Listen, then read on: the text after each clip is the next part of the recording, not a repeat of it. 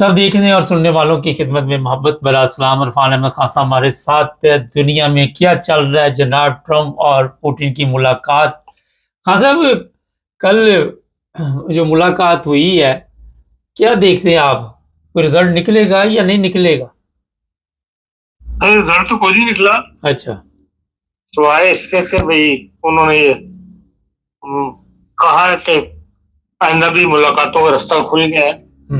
इससे ज्यादा कोई बड़ी बात नहीं हुई। असल में जो इंटरनेशनल मीडिया इस पर तबसरे कर रहा है, जो जाहिर बात है इतनी बड़ी वाक़या था ये, जिसका दुनिया को इंतजार था, तो इसलिए इस पर तबसरे भी बहुत हो रहे हैं और तजिया निगार जो है वो अपनी अपनी तजिए जो है वो पेश कर रहे हैं। इसकी मुलाकात से पहले जो उम्मीद थी वो कुछ कम हो गई थी किसी प्रोग्रेस की, इसलिए कि एक तो ट्रम्प साहब ने कह दिया था कि मैं जिस उम्मीद से जा रहा हूँ वो शायद पूरी ना हो। ये उनका अपना ही एक वो नजरिया था, इसलिए कि भाई वो कहते थे कि मैं जंग बंद कराने का माहिर हूँ, लेकिन जो प्रोग्रेस हुई है उसमें ये नजर आ गया था कि जंग बंद नहीं होगी। इसलिए उन्होंने दबे अल्फाज में ये बात कह दी थी कि भाई जो हम गोल हासिल करना चाहते हैं वो शायद ना कर सके, लेकिन हम आइंदा के लिए एक रास्ता जो है वो खोल लेंगे, और वैसा ही हुआ है। और दूसरी तरफ पुतिन ने भी, जो सरकारी उनका जो तर्जुमान है, उसने वहां रवानगी से पहले, जहाज खोलने से पहले ये ऐलान कर दिया था कि भाई इस मीटिंग से कोई बड़ी तवक्कुआत जो है वो नहीं रखनी चाहिए। तो ये भी एक इशारा उनकी तरफ से दे दिया गया था कि भाई कोई ऐसी बड़ी प्रोग्रेस नहीं होगी, या कम से कम जंग बंद नहीं होगी। और ट्रम्प साहब का जो मेन मकसद था वो ये था कि इसके अंदर कोई जंगबंदी वाली कैफियत पैदा हो जाए और उसके बाद मुज़ाकरात वाले हो जो है वो चलते रहे, मीटिंग्स होती रहे, लेकिन वो जंग वाली कैफियत भी, जंगबंदी वाली कैफियत भी नहीं कामयाब हो सके। और उसी रात जबकि ये मुज़ाकरात हो रहे हैं, 85 ड्रोन हमले जो हैं रशिया ने किए हैं यूक्रेन के ऊपर, और यूरोप को ये डर था कि भाई यूक्रेन जो है, ये कैफ जो है, जो वहां का दारुल हुकूमत है, ये कहीं रशिया के हवाले ना कर दें ट्रम्प साहब से यूरोप को ये खतरा था। इसीलिए ट्रम्प साहब को ऊपर प्रेशराइज करके यूरोपियंस ने एक ऑनलाइन मुलाकात की थी कि भाई आप जो भी वहां पर गुफ्तगू हो उसमें हमें शामिल करें। इसलिए 3 घंटे की जो मुलाकात हुई है ट्रम्प की, उसके दौरान बीच में ट्रम्प साहब ने बाकायदा यूरोपीय यूनियन के जो अहम ममालिक हैं, फ्रांस, जर्मनी, बरतानिया, इनके साथ गुफ्तगू की है, मशवरा किया है, और उसके बाद फिर मतलब उस मशवरे को वहां शामिल किया है।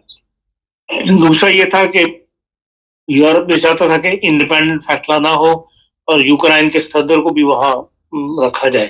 कहा यह जाता है, बात उसमें न्यूज़पेपर में खबर मौजूद है कि यूक्रेन का जो सदर है वो रेडी था तो भाई अगर जरूरत पड़ी तो मैं वहां पे फौजी अड्डे के ऊपर अलास्का में मुलाकात में शामिल हो जाऊंगा। लेकिन ट्रम्प साहब ने पहले ही कह दिया था कि आपकी मुलाकात जो है वो नेक्स्ट स्टेप के ऊपर, जो अगली अगर मीटिंग हुई तो उसके अंदर हम यूरोप को पहले यूक्रेन के सदर को शामिल करेंगे, और अगर मुमकिन हुआ तो फिर यूरोपियन सदर जो है वो भी शामिल होंगे। जो नताइज लोग निकाल रहे हैं, तजिया निगार, वो इस बात से निकाल रहे हैं कि भाई कोई मुश्तरका एलानिया जारी नहीं किया गया। दोनों ने जो प्रेस को स्टेटमेंट दी है, अपनी अपनी स्टेटमेंट दी है, और दोनों ने कोई सवाल नहीं लिया। अपनी अपनी स्टेटमेंट का ऐलान करने के बाद वो दोनों डाइट से उतर के चले गए और कोई सवाल उन्होंने नहीं लिया। इसका भी वो यही मतलब वो निकाल रहे हैं कि भाई किसी को ऐसा वाजे ऐलान नहीं हो सका, कोई वाजे किसी नतीजे में नहीं पहुंच सके, इसलिए उन्होंने कोई सवाल लेना भी मुनासिब नहीं समझा। जंग बंद वाली कैफियत नहीं होगी, जंग जो है वो जारी है। जो बड़ी होप थी यूरोप को वो ये थी कि भाई जंग बंदी हो जाए और हम किसी तरह आगे फिर यूक्रेन का मामला जो है वो हल करने की तरफ आए। जब कोई जंग हो रही हो उस दौरान जो है वो जरा मुश्किल होता है भाई कोई तफसीर करना या कोई उसका फाइनल फैसला करना। उसमें कामयाबी नहीं है। अलबत्ता ट्रम्प साहब ने ये जरूर कहा है रवानगी से पहले विमानी से पहले नहीं बल्कि जहाज के अंदर कहा है, वाशिंगटन जाते हुए अखबार ने इसको कभी अभी हमने जो पहला स्टेप है वो अबूर कर लिया है और अब आइंदा मुलाकातों के दरवाजे खुल गए हैं। अब आइंदा मुलाकातें भी होंगी और बास पांच पर हमने एग्री कर लिया है। वो पॉइंट्स क्या है वो उन्होंने नहीं बताए, उनका ये कबिल इस वक्त है उनको राशपाश करना या उनको ओपन करना, लेकिन ये है कि बास पांच पे हमारी एग्रीमेंट हो गया और हम उसके ऊपर गुफ्तगू शुनीद करेंगे।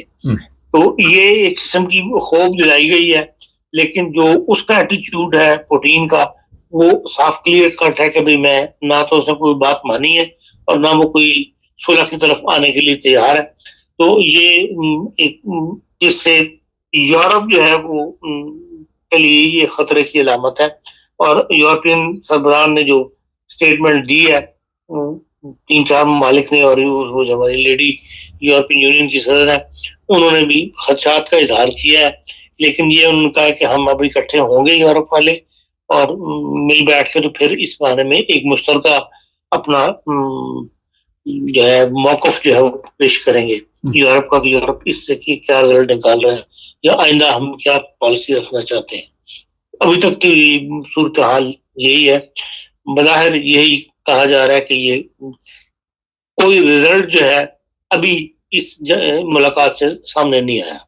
हाँ साहब, दोबारा मुलाकातें होंगी, दूसरी तरफ जंग चल रही है, हमले हो रहे हैं, तबाही मचाई हुई है, तो ये बड़ी शख्सियत की मुलाकात इतनी जल्दी तो नहीं दोबारा होती ना। देखिए असल मसला जमीन का था। असल इनको ये है कि भाई जो जिस पे कब्जा कर लिया है रशिया ने वो इलाके वो खाली करता है या नहीं करता, या वो उससे आगे बढ़कर मजीद हमले करके और जमीन पे कब्जा नहीं करता। जो खतरा पैदा हो रहा है यूरोप को, जो गुफ्तगू से पता लगता है इनके बयानात से, सियासी लोग बयान दे रहे हैं हुकूमत अरकान, उससे इन्हें ये डर है कि यूक्रेन जो है वो रशिया के कब्जे में ना चला जाए। और अभी तक वो आपको पता है पुतिन बहुत कम बोलता है, बहुत कम स्टेटमेंट देते हैं वो लोग, लेकिन नजर यही आ रहा है कि वो यूक्रेन पे कब्जा करने की उसमें है। और ये रशिया भी अमेरिका भी नहीं चाहता तो यूक्रेन जो है वो उसके कब्जे में चला जाए, पूरे का पूरा मुल्क जो है। तो इसलिए बहरहाल पूरी कोशिशें ये जारी रहेंगी और ट्रम्प साहब को जो एक जोम था अपने ऊपर कि वो बात को जल्दी मनवा लेते हैं या वो अमन कायम करने में बड़े मास्टर हैं, उसको काफी धचका लगा है। उसको तकरीबन सब ने ही जो है वो तजिया निगारों ने उसको पॉइंट आउट किया है कि कुछ पुतिन साहब को भी होश जो है वो ठिकाने आए, नॉट पुतिन के मतलब ट्रम्प साहब के कुछ होश ठिकाने आए और उनको जो बड़ा दावा था वो कुछ उसको दावे में उनको धचका महसूस हुआ कि इतना आसान काम नहीं है। तो आगे अब क्या इसकी प्रोग्रेस होती है अब देखें, आधा चंद दिनों में पता लग जाएगा। हाँ साहब, बेशुमार यूरोप में लोग बैठे हुए हैं यूक्रेन के, और यहाँ जर्मनी में भी आवाजें उठ रही हैं अब कि ये जो यूक्रेनी है ये हमारे ऊपर बोझ है। तो इस पर अब क्या करेगी जर्मन गवर्नमेंट या दूसरे यूरोपियन ममालिक? देखें मुबारक साहब, ये कौमों की उसमें कोई ऐसी बड़ी अहमियत नहीं रखती बात। यूक्रेन वाले जितने यूक्रेन है उससे डबल जो है दुनिया के दूसरी ममालिक से लोग आए हुए हैं। अभी कल एक ब्रिज चल रही थी, उसके अंदर वो बताया कि जर्मनी के अंदर जो महाजरीन है जिन्होंने असालम अप्लाई किया हुआ है, यूक्रेन में तो असालम अप्लाई नहीं किया, स्पेशल वीजे दिए गए, जो उनमें 85% जो है वो मुसलमान ममालिक से आए हुए हैं लोग जो है। और ये सवाल उठा हुआ था कि मुसलमान ममालिक के पास पैसा है, सब कुछ है, तो ये हमारी तरफ क्यों रुख कर रहे हैं ये लोग, इनको क्यों वहां नहीं संभाला जाता। तो इसलिए ये मसाइल उठते रहते हैं, इन पर डिस्कशन चलती रहती हैं, लेकिन आप ये जो आबादी का तबादला है ये हमेशा से जारी है, इसको आप रोक नहीं सकते। हाँ, मुसलमान गरीब ममालिक क्योंकि वहां पे हुकूमतें कमजोर है, लोगों के सोशल वेलफेयर के लिए कोई सिस्टम नहीं है, कोई लोगों को इंडस्ट्री वगैरह नहीं है, जिससे मेयार जिंदगी लोगों का बहुत ही नीचे गिर चुका हुआ है, बेरोजगारी बहुत ज्यादा है, इसलिए लोग मूव कर रहे हैं वहां से। और जाहिर है बेरोजगार उधर ही मूव करेगा जहां से कुछ मिलने का इम्कान है, जहाँ कुछ नौकरी मिलने का इम्कान हो, तो इसलिए यूरोप को ये बोझ तो बर्दाश्त करना पड़ेगा। अच्छा हाँ सर, इस वजह से जी अच्छा सॉरी, अच्छा ये है कि आपने जिस तरह बताया 85% मुसलमान ममालिक से लोग आए हुए हैं, लेकिन अभी तो जर्मनी में काफ़ी, जो मेरे पास इतला है कि कंट्रोल कर लिया गया। एक खबर है कि जर्मनी से भी लोग, जर्मन जो हैं वो दूसरे ममालिक का रुख कर रहे हैं कि जर्मनी वो खुश नहीं है। देखिए, जर्मनी में बहुत सारे 2 वजूहात की बिना पे जर्मन जा रहे हैं। एक तो वो हैं जो रेंटनर हैं, इनको रेंटे, आपको पता है जर्मनी का इतना ज्यादा नहीं मिलता, तो वो अब बास करीबी ममालिक में जाके जहाँ पे आराम से जिंदगी बसर कर सकते हैं, जिनमें टर्की इस वक्त अनातोलिया का इलाका जो है वो बहुत ज्यादा, आप वहां जाए तो बहुत ज्यादा जर्मन वहां पे आबाद हो रहे हैं। इसी तरह स्पेन के बाद इलाके हैं उनमें जाके जर्मन आबाद हो रहे हैं। उसमें यह है कि भाई थोड़ी पेंशन में अच्छी जिंदगी गुजर जाती है। फिर यह है कि बुढ़ापे के अंदर इंसान सर्दी से भी भागता है, तो वहाँ एक मोतदिल जहाँ पे मौसम है वहां पे लोग जर्मन से मूव कर रहे हैं। दूसरे जर्मन वो है जिनको अपनी क्वालिफिकेशन के मुताबिक यहाँ पर तनख्वाहें नहीं मिल रही, जिनमें डॉक्टर, मेडिकल डॉक्टर बहुत ज्यादा जर्मनी से मूव कर रहे हैं।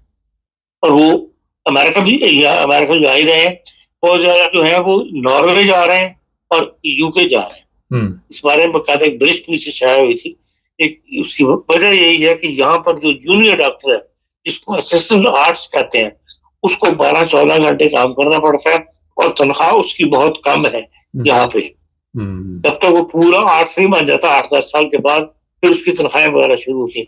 इसलिए जूनियर डॉक्टर जो है वो बहुत ज्यादा यहाँ से मूव कर रहे हैं। वरना आम जर्मन जो है वो 10% है जो हमेशा से हर दुनिया में हर जगह होता है, लोग इधर से उधर मूव करते हैं। बाकी इंग्लैंड के अंदर भी पूरा एक इलाका है जहाँ पे इंग्लिश, यहाँ के जर्मन लोग आबाद है। जी बिल्कुल, कनाडा के अंदर भी है, अमेरिका के अंदर भी है, हर जगह पे। तो लोग नकली मकानी के लोग करते हैं। चले, बहुत शुक्रिया खान साहब। नाज़रीन, ये थी ताज़ा सूरत हाल जो मुलाकात हुई है, और जर्मनी में आप खुद अंदाजा लगा ले 85% मुसलमान हैं जो सियासी बना रहे, दूसरे भी बड़ी तादाद में ऐसे ही हैं। चैनल को सब्सक्राइब करें, जुड़े।